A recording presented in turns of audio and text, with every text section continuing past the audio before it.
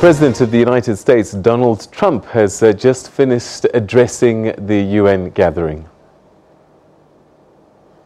Today I stand before the United Nations General Assembly to share the extraordinary progress we've made. In less than 2 years, my administration has accomplished more than almost any administration in the history of our country. America's so true.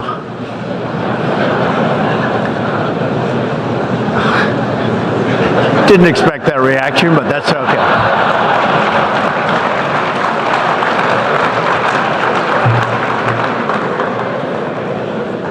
America's economy is booming like never before. Since my election, we've added $10 trillion in wealth. The stock market is at an all-time high in history, and jobless claims are at a 50-year low. African American, Hispanic American, and Asian American unemployment have all achieved their lowest levels ever recorded.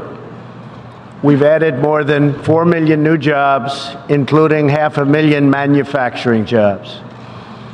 We have passed the biggest tax cuts and reforms in American history. We've started the construction of a major border wall, and we have greatly strengthened border security. We have secured record funding for our military, $700 billion this year, and $716 billion next year. Our military will soon be more powerful than it has ever been before. In other words, the United States is stronger, safer, and a richer country than it was when I assumed office less than 2 years ago. We are standing up for America and for the American people, and we are also standing up for the world. This is great news for our citizens and for peace-loving people everywhere. We believe that when nations respect the rights of their neighbors and defend the interests of their people, they can better work together to secure the blessings of safety, prosperity, and peace. Well, for more on this, let's cross now live to our UN correspondent, Sherwin Bryce-Pease, who's there and has been watching things unfold. And Sherwin, always good to talk to you. Donald Trump, perhaps not surprising, really. It's America first. And he was not afraid to give a very strong word to people that he considers not friends of America.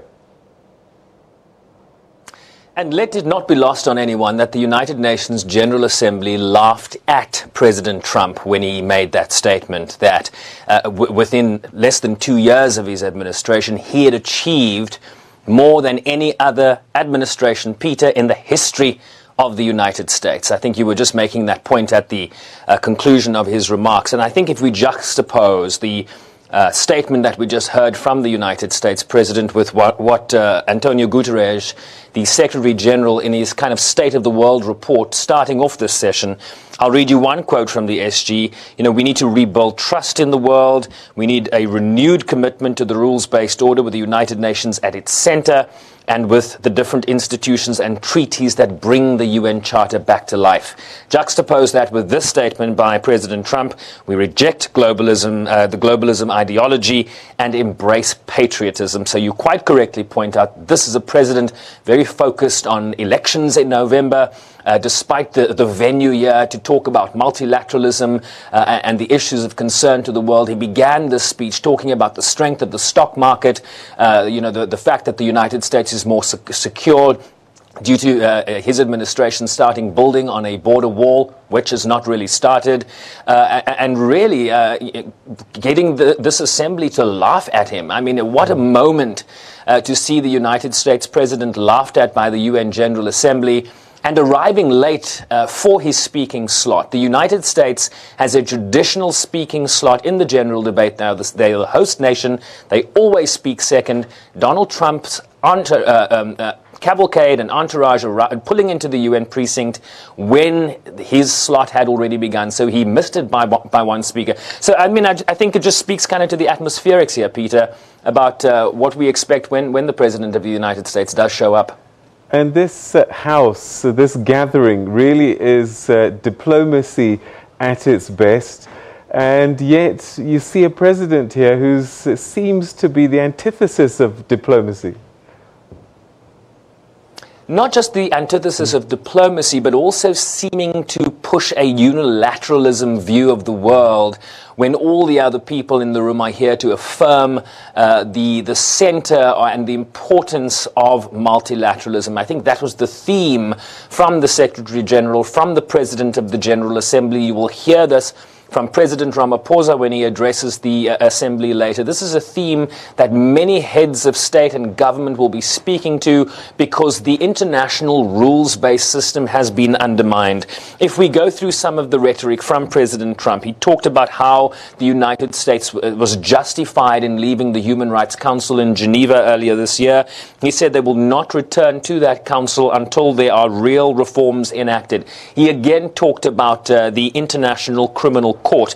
No jurisdiction, he said, does this court have. It has no legitimacy and it has no authority. America will never surrender its sovereignty to this unelected bureaucracy.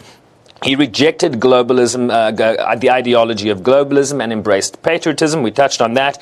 He spoke directly to OPEC nations, which includes close ally Saudi Arabia, whose foreign minister was sitting in the room.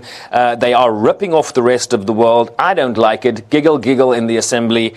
Nobody should like it either. He talked about upholding the borders to create a foundation for prosperity. So for Donald Trump, creating the foundation for prosperity in any nation are secure borders, and really kind of speaking to a very familiar tenet, certainly within Donald Trump's domestic and foreign policy. He justified their reduction in terms of the intake of refugees into the country. You'll know, Peter, there was a migration compact that was adopted by the General Assembly, essentially the United Nations trying to get everybody on board, whether you're talking about the migration issues in North Africa as it pertains to Europe or wherever in Africa or around the world, the recognition from the world body that everybody has a role to play, even if you might not be at the center of this migration policy. The President of the United States rejecting that, says it should not be managed by a global system.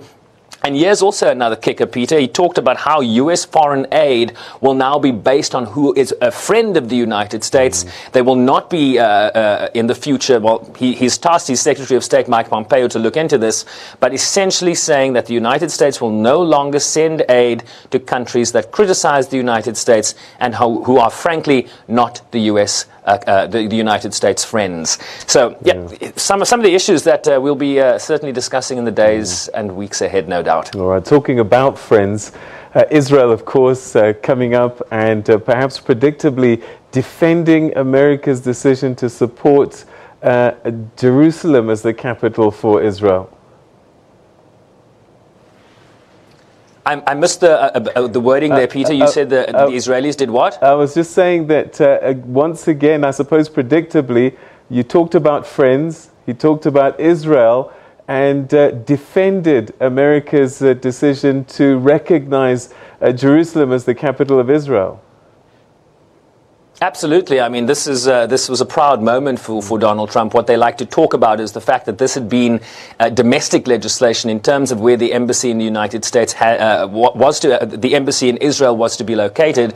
That there was domestic legislation passed in the 1990s, but several heads of state, several United States presidents since then had deferred the decision given the geopolitical concerns and the implications it would have in terms of international law, what the UN Security Council resolutions say, what the Palestinians would have felt in terms of the direct negotiations where Jerusalem is still a fundamental issue that needs to be resolved.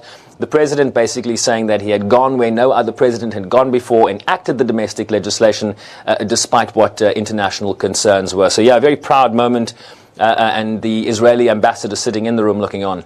All right, Sherwin, we're going to leave it there for the time being, but no doubt we'll be crossing to you quite a bit for tonight and the next few days. That's Sherwin Bryce-Pease, our correspondent in New York, giving us an update on Donald Trump's much anticipated speech, perhaps not surprising with the things that he came up. Still to come, of course, South African President Cyril Ramaphosa, but not before President Paul Kagame, who of course is the President of the African Union at this stage, and we'll also hear from the Presidents of Nigeria and Togo before South Africa's President speaks. So all of that's still to come, and we'll keep tabs on that for you.